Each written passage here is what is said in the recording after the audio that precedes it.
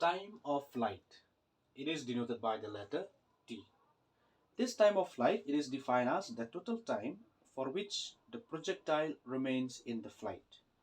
Or you can say the time which is taken by the projectile to move from O to A. Okay, that means when you throw any object above the ground, then the object, right, will fall in this way. So it reached the ground. So when it reached the ground, how much time does it take? Let's say it takes a time capital T. So this capital T here stands for the time of flight. Now, for vertical motion,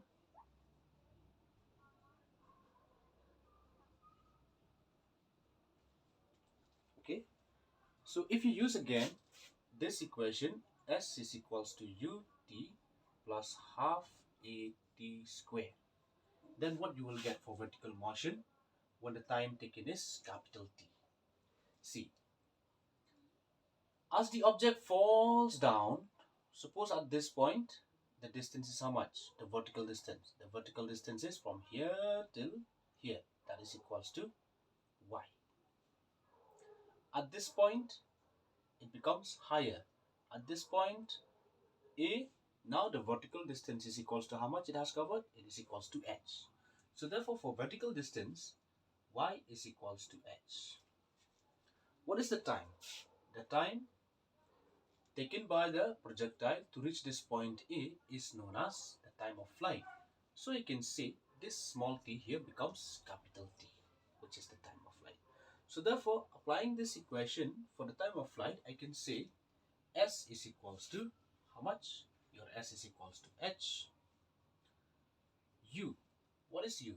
U is the uh, you know the vertical component of the initial velocity. So at this point, is there any vertical component? No. So this uy, let me write uy, and then t is capital T plus half. What about a? A is ay because you are talking about vertical motion, and this t it is equals to capital T. So when I say t square, I mean capital T square. But as you know, right, this uy is always equals to 0. Okay, because there is no vertical component of the initial velocity. Okay, so hence h is equals to, instead of uy you write 0, so 0 times capital T plus half, and instead of ay you write g, which is the acceleration due to gravity. So please remember ay is equals to g and then t square. So this term, because you multiply with 0, so this will disappear. So you'll have h is equals to just half g t square. Okay, or I can say just t square is equals to twice h upon g, or just t is equals to root over 2h upon g. So this is the expressions for the time of flight of a projectile. Fine. Next is horizontal range. This horizontal range is denoted by capital R. So let us define what is this horizontal range mean. Horizontal range, it is the distance which is covered by the projectile during its time of flight. That means if you project an object from this point O like this, then what is the horizontal range? What is the horizontal distance when the object reaches at this point? Horizontal distance is this much from Y to A. So that is the horizontal range, which is capital R. Fine. So horizontal range is the maximum range in which the object or the projectile cover a horizontal distance during the time of flight. Fine. Now, let us see about the expressions of horizontal range. So, horizontal mean x. Okay. Again, if you use this equation, for the horizontal, this is s, right? So, in place of s, we can write r. R. U mean horizontal component of velocity along the horizontal direction. instead of small t, it is what? To cover this horizontal range, the time taken up to this point, it should be capital T, which is the time of flight. And then plus half, instead of A, you can write AX. Again, instead of small t, you write capital T.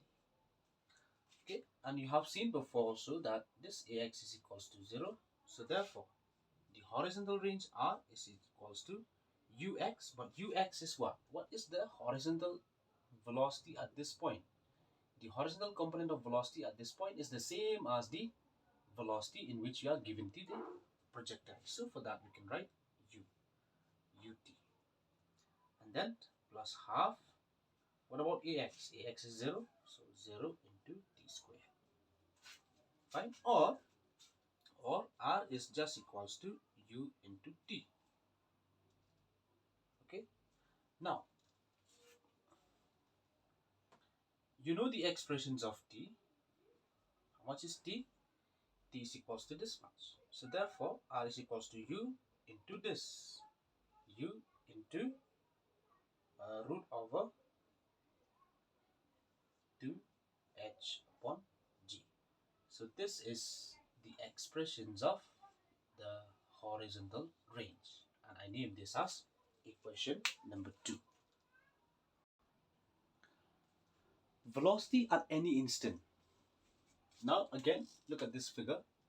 Suppose I want to calculate the velocity at a point P, and I denote that velocity at this point P by how much? V. So as you know, the velocity, it is always tangent to the path at that point. So this is my velocity.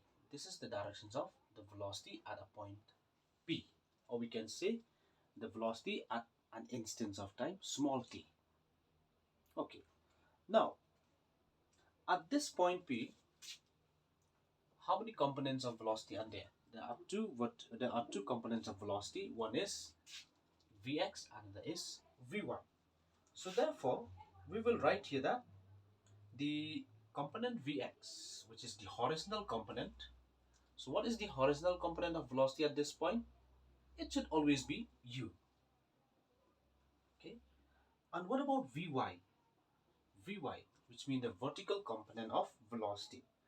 And to get this value of Vy, we use another equations of motion. That is V is equals to u plus at. Fine. So instead of V, we see Vy, and instead of u, I'll write Uy, which is the component velocity of the projectile at a point P.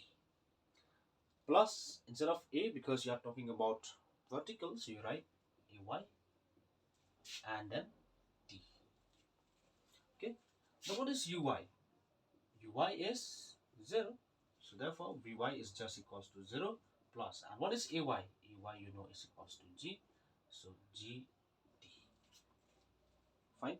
So Vy is equals to just Gt. Fine. Now, what is the velocity at this point? This velocity at this point is equals to how much? It is equals to V. So therefore, the magnitude of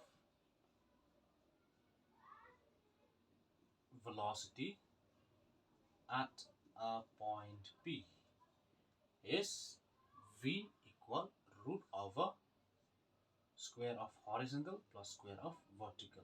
I think you understand this because in vector we have been talking about the magnitude of the resultant vector. It is always equals to this much. Okay. So therefore V is equals to, how much is Vx? Vx is equals to U. So I'll write U square. Instead of Vy, I'll write Gt. But because of this square, I'll write G square T square. Okay. So this is the expressions of the velocity at any time t. Fine. Now, if at this point P, let's say this velocity V, it makes an angle beta with respect to the horizontal, then I can say that tan beta is equals to how much? So this tan beta, when you drop a perpendicular like this, okay, if this is Vy, this is Vy because this is a rectangle. So tan beta means perpendicular by base, which is Vy by Vx. So tan theta is Vy by Vx. Or I can say beta is equals to, when you take tan to that side, is equals to tan inverse of Vy on Vx. So this equation, now it tells you about the direction of velocity at point P.